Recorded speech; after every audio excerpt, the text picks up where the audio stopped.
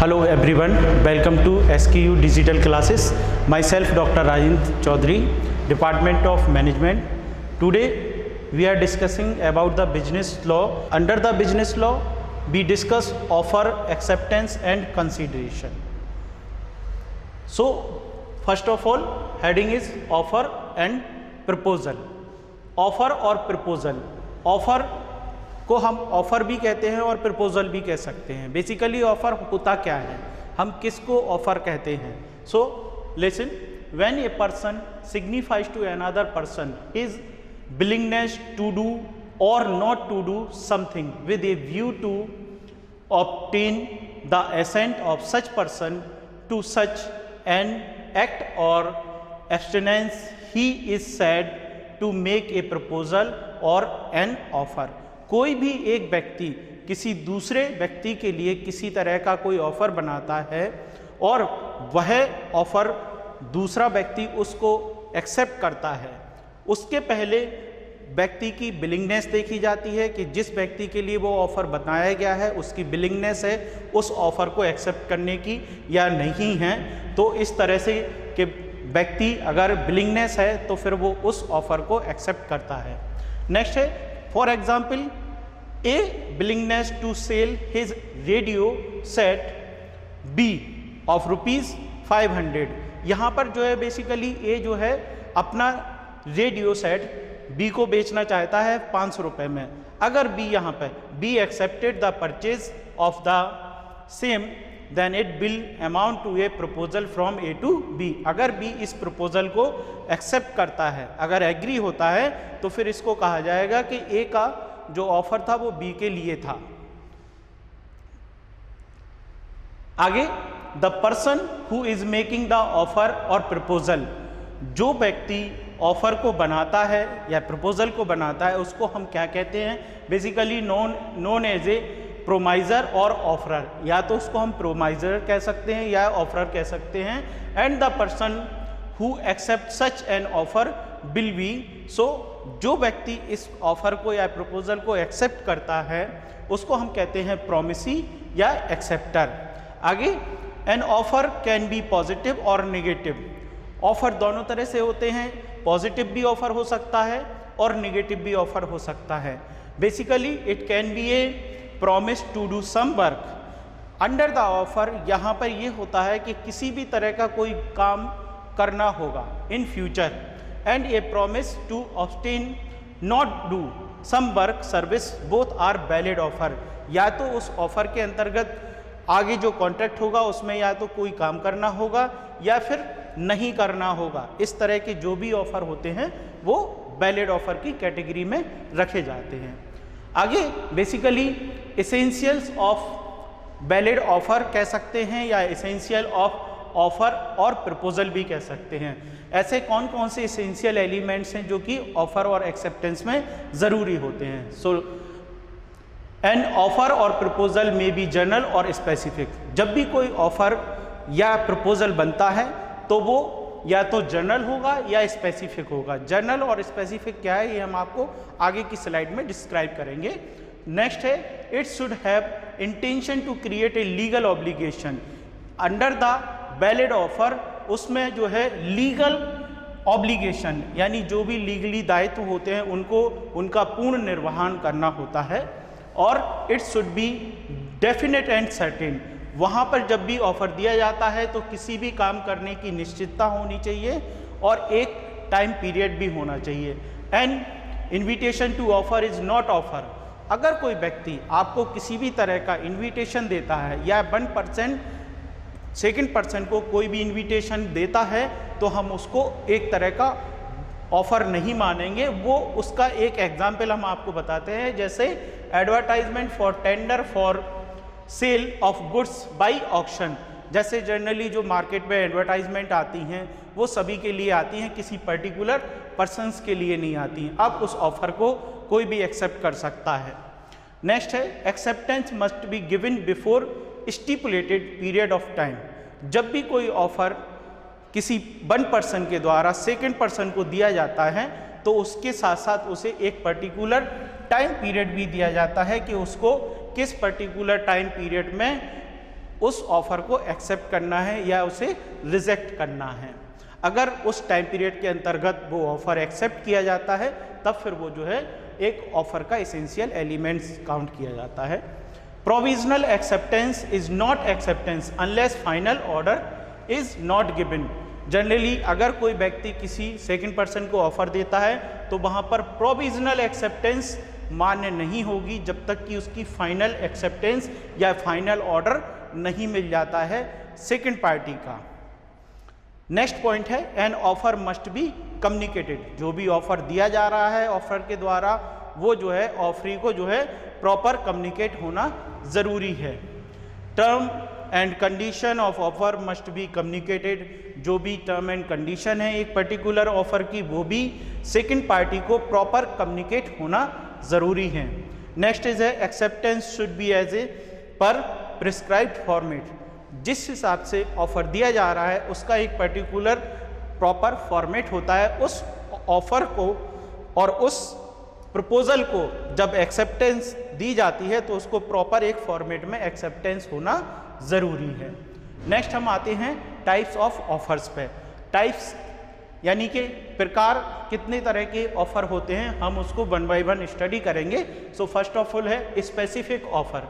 Specific offer generally a specific offer refers to a proposal made to a specific person और group of individuals. It can only be accept by the person और group of person to whom it is made.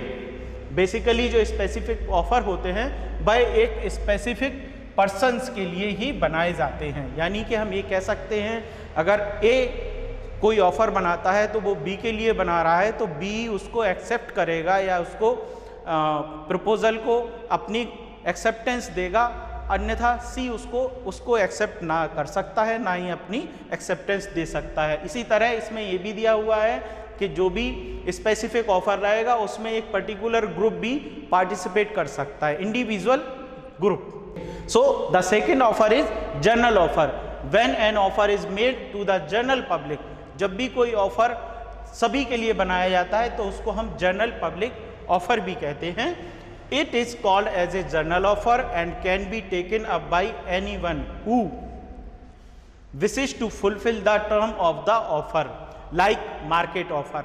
जब भी ऐसे general offer निकलते हैं तो market में वो सभी के लिए होते हैं बट सभी लोग उसको एक्सेप्ट नहीं करते हैं। वो एक्सेप्टेंस केवल वही लोग दे सकते हैं जो भी उस ऑफर की कंडीशन को फुलफिल कर रहे हैं, ठीक है, या करते हैं।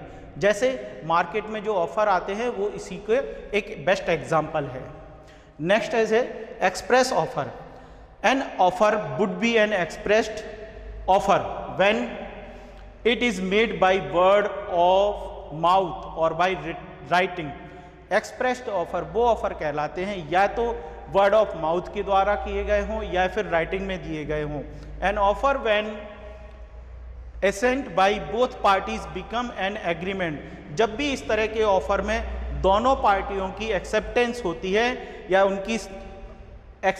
उनकी रजामंदी होती है तब इस ऑफर को भी हम एक्सप्रेस ऑफर कहते हैं। An agreement when enforceable by law code become a contract. इसके बाद जो एग्रीमेंट होता है वो लॉ के अकॉर्डिंग होगा या इन्फोर्सेबल बाय लॉ कह सकते हैं हम, और बाद में वह चलकर एक कॉन्ट्रैक्ट बनेगा जिसको हम वैलिड कॉन्ट्रैक्ट भी कहते हैं। Next heading what is revocation of offer और proposal.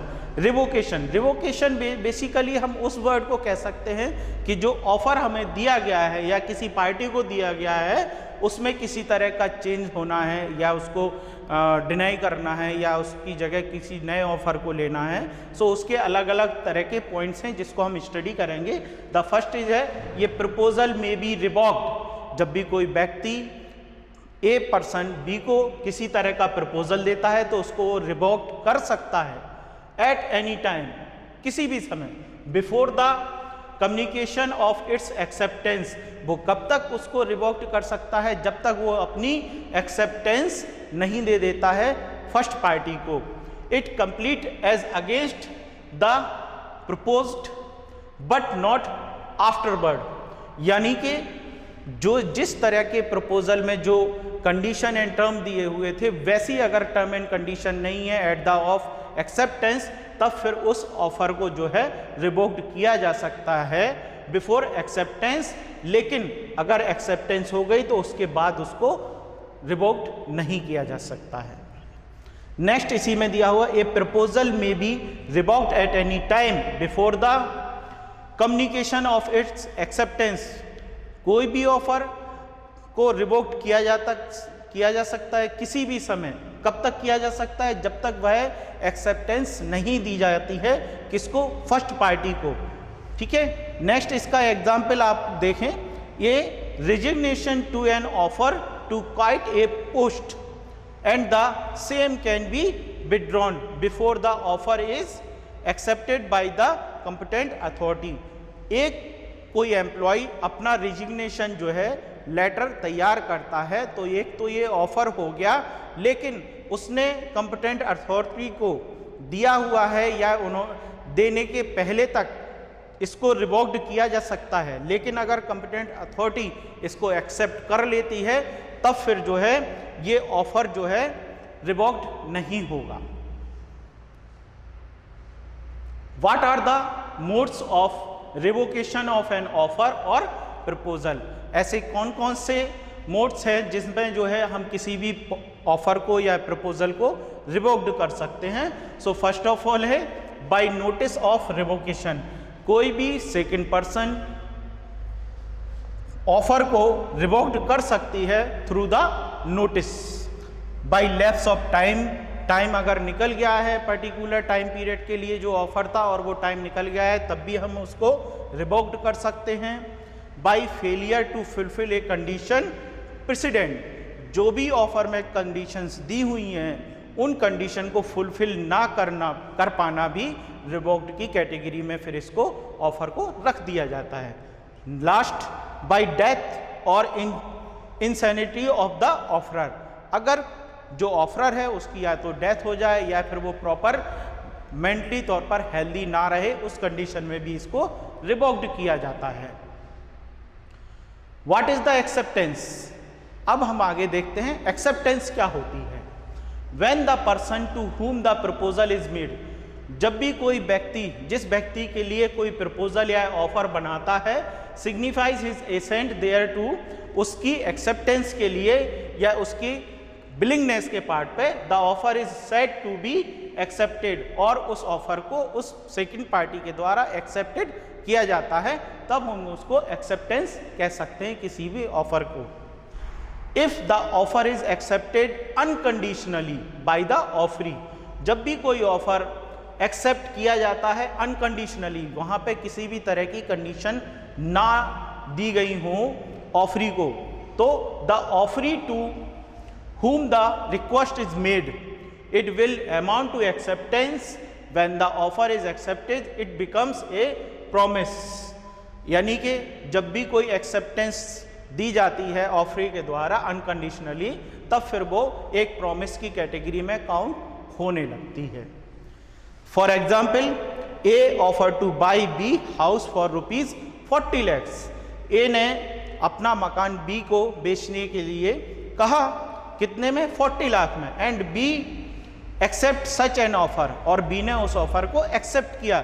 It has become a promise, और इसको हम प्रॉमिस की कैटेगरी में रखेंगे, या इसको हम ये कह सकते हैं कि एक्सेप्टेंस उसने दे दी है, किसने? बी ने।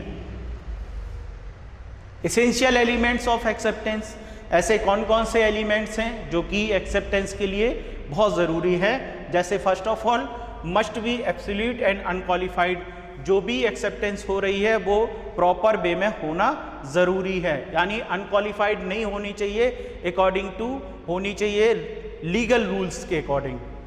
मस्ट बी कम्युनिकेटेड, जिस तरह की भी एक्सेप्टेंस हो रही है वो सेकंड पार्टी को, यानी कि सेकंड पार्टी जब एक्सेप्टेंस देती है तो फर्स्ट पार्टी को उसकी इंफॉर्मेशन प्रॉपर वे में या कम्युनिकेटेड होना चाहिए।